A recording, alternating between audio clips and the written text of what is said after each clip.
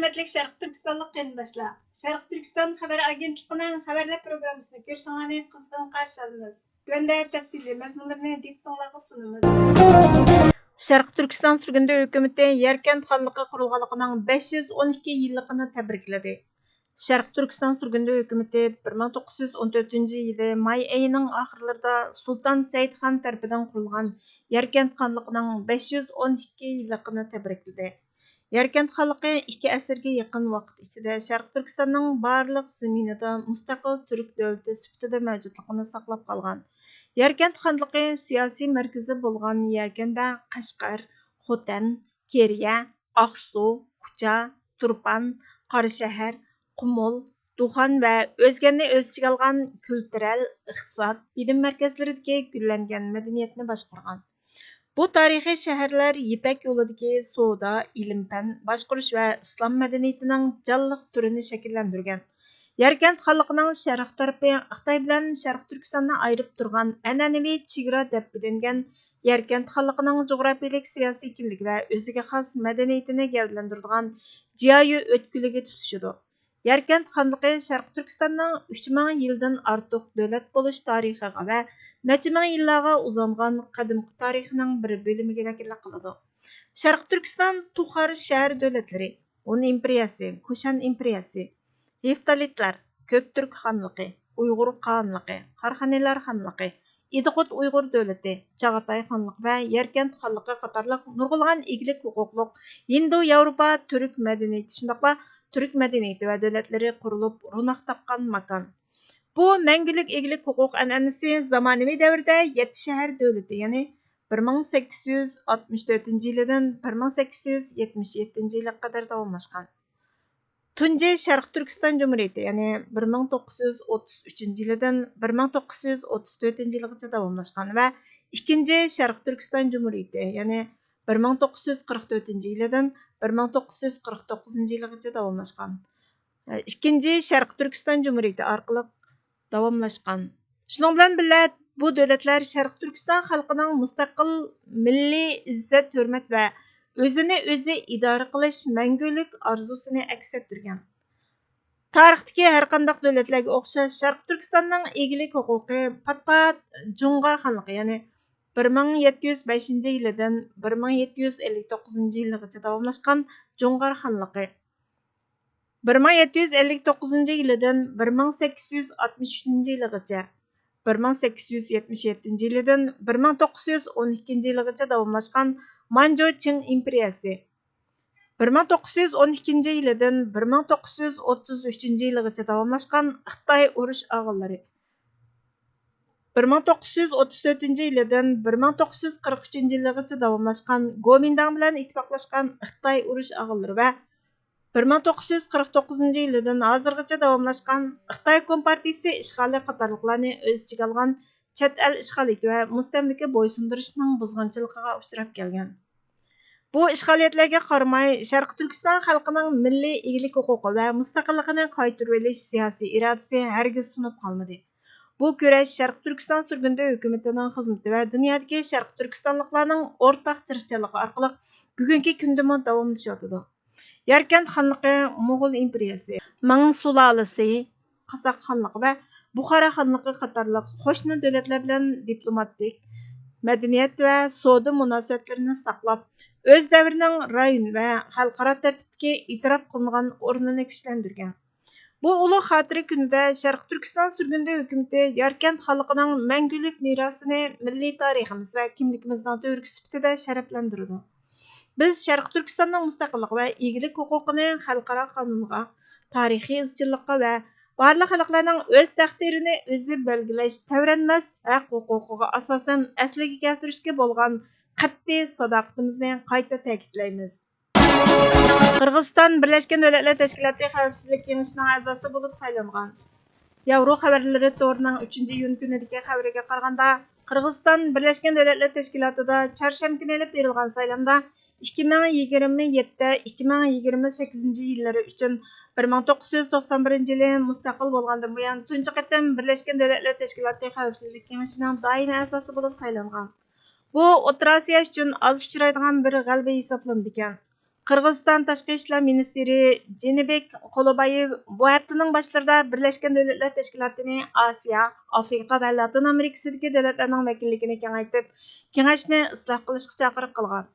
Bu masala boshqa O'rta Osiyo davlatlari tomonidan qayta o'tirg'a qo'yilgan. Prezident Sadir Japarov dunyo rahbarlarini Bishkekning iltimosini qo'llashga va Birlashgan Davlatlar Tashkiloti Xavfsizlik kengashida o'rin olmagan bo'libmi, dengiz yo'li yo'q yoki tog'liq davlatlarga bexatarlik, klimat yoki taraqqiyot jihatda alohida qiyinchiliklarga duch kelgan davlatlarga texim ko'p ovoz berishga chaqiriq qilgandan keyin Qirg'iziston diplomatiyasi g'alaba qilgan. Çarşamba günü saylanğan 5 dövlət Qırğızistan, Zimbabwe, Trinidad, Tobago və Portugaliya, şundaqla Avstraliya bo'lib, 2027-yili 1-yanvardan boshlab Pakistan, Somali, Gretsiya, Daniya və Panamaning o'rnini oladi ekan. Sharq Turkiston surgundi hukumati 5-may kuni Qirg'izistonning Birlashgan Davlatlar Tashkiloti Xavfsizlik kengashida saylanganligini tabriklab, Sharq Turkiston surgundi hukumati Qirg'iziston Jumhuriyatining Birlashgan Davlatlar Tashkiloti Xavfsizlik kengashiga saylanganligini tabriklaydi. Bu O'rta Osiyo uchun tarixiy bir burilish nuqtasi. Biz Qirg'iziston Jumhuriyati Tashqi ishlar ministrligining ishg'oliyat ostidagi Sharq Turkiston qatorliq O'rta Osiyo davlatlari duch kelayotgan muhim masalalarni kun tartibga elib kelishini umid qilamiz dedi. Tor parcha setish shirkati Temo'ga 200 million yevro jarimani qo'yilgan. BBC'ning 28-may kunidagi xabariga qaraganda, Yevropa Ittifoqi Xitoyga tava tor parcha setish shirkati Temo'ga xatarlik buvaq o'yinchiqlar va ziyonli top qochilg'ich qatorliq qonunsiz mahsulotlarni o'zining supasida sotganlik uchun 200 million yevro jarimani qo'ygan. Yevropa komiteti bu shirkatning mahsulotlarining va iste'molchilarga beradigan ziyonining sistemli xavf-xatarini aniqlash, tahlil qilish va baholashda mag'lub bo'lganligini aytgan. Euronews'ning xabariga qaraganda, mustaqil sinoq elib berish qurilishi tarafidan xaridorlar ustidan elib berilgan maxfiy tekshirish Temo'ning 2024-yili oktyabrdan buyon Yevropa Ittifoqi qonuni bo'yicha nihoyatda cho'ng tor supasi bo'lish majburiyatini ado qilmaganligi tekshirilgan. O'yinchiq buvoqlarning ko'p qismining bexatarlik xavfi borligini, qonunda belgilangan chekdan eshib ketadigan ximiyalik moddalar, bo'g'ilish xavfi tug'diradigan so'kiladigan zapchastlarni ishlatganligi, top qochilg'ishning odatdagi elektr bexatarlik siniqidan o'tmaganligi ma'lum bo'lgan. Yevropa Ittifoqi texnika komissari Enna Virikonen muxbirlarga bu qarorning Temo'ga intayin kuchli uchur yetkazishni maqsad qilganligini aytgan. Bu jarimani Yevropa Ittifoqining raqamlik mulozimat qonuni bo'yicha qo'yilgan ikkinchi jarimani bo'lib, birinchisi bo'lsa o'tgan yil dekabrda Elon Muskning ijtimoiy taratquv supasi X Store'ga 120 million yevro jarimani qo'yilgan. Trump hokimiyatiga yangidan tamojna beji qo'yish taklifi berilgan. Reuters agentligining 3-iyun kunidagi xabariga qaraganda, Amerika majburiy emgakka qarata andishasi sababli yangidan tamojna beji qo'yishni yo'lga qo'ygan. Trump hukumati majburiy emgak bilan yasalgan tovarlarning savdosini cheklanganligini aniqlagandan keyin 60 davlatning import mahsulotlariga 12,5% gacha tamojna beji qo'yish taklifi berilgan. Seshanba kuni kechda e'lon qilingan Amerika savdo vakili ishxonasining taklifi Amerika prezidenti Donald Trumpning jiddiy tamojna bejini qayta bekitishiga yordam berish uchun loyihalangan 301-modda adil bo'lmagan savdo amaliyotini tekshirishdan kelgan bo'lib, bu tekshirish fevralda Amerika Oliy sud mahkamasi tomonidan bekor qilingan. Savdo sohasidagi rahbarlarning aytishicha, Amerikaning bu harakati mahsulotlarning manbasini nazorat qilishga urinayotgan shirkatlar uchun texnik ko'p qalayimqanchilik paydo qilgan.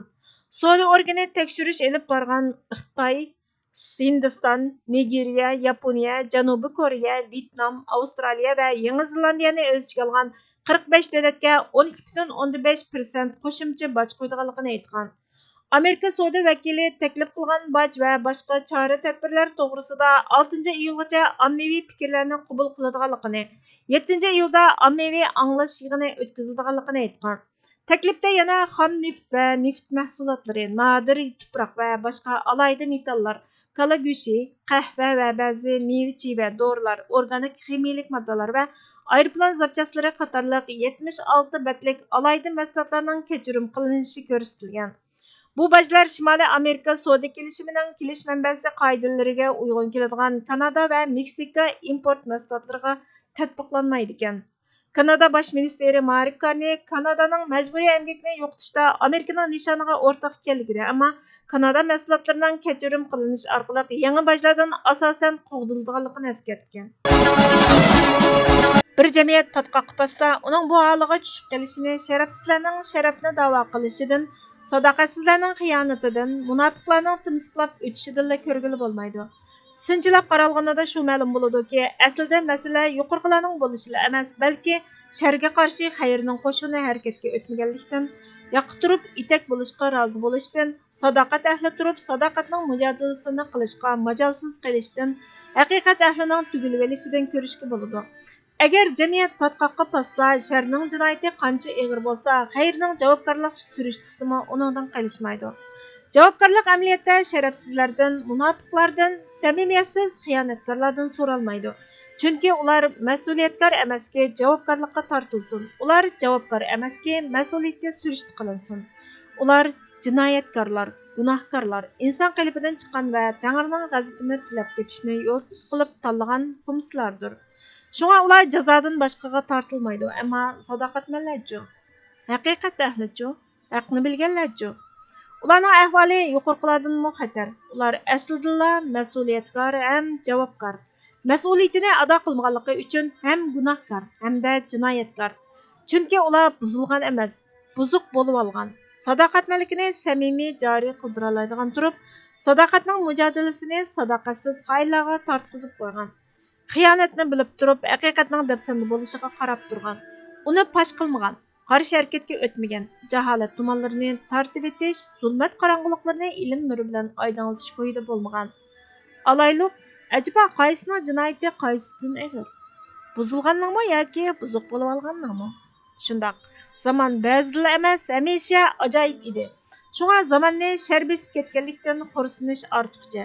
Agar rostla xursinishga to'g'ri kelsa, sharning zamonni qaplag'iniga emas, xayrning soyasini ko'rsatmayotganiga, sadoqatning, mardlikning, ma'rifat va haqiqatning ahli bo'lganlarning o'z ishini tepib qilmayotganiga, vafo ahlining, kurash ahlining mujodaladan bosh tortadigan, o'hsindigan holga tushib qolganiga xursinish kerak. Botilning davron silishlariga, safsatining bozori chiqqaniga emas, haqning pasibonlarining yetishib chiqmayotganligiga, tutamiga chiqqidek haqiqat qo'riqchilarining qolmayotganligiga xursinish kerak. Vassalom. Burhan Muhammad. Bugungi xabarlarimiz bu yerda oxirlashdi.